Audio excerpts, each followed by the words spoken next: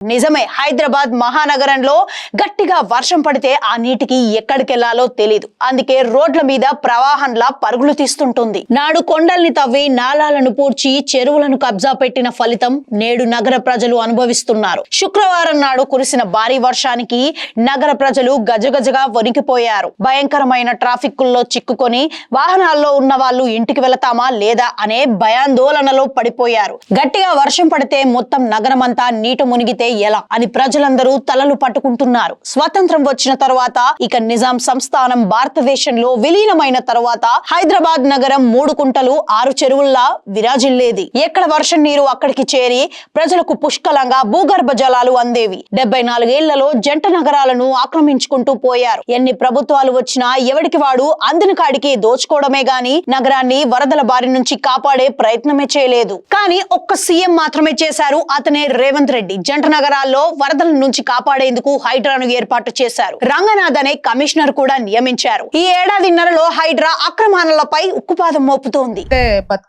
Bathukamma కుంటలో Bagh Amberpet division లో హైడ్రా వాళ్ళు రావడం, అక్కడ 5 acres ల్యాండ్ మొత్తం కబ్జా చేయంగా మిగిలిన 3.5 acres ఉంది.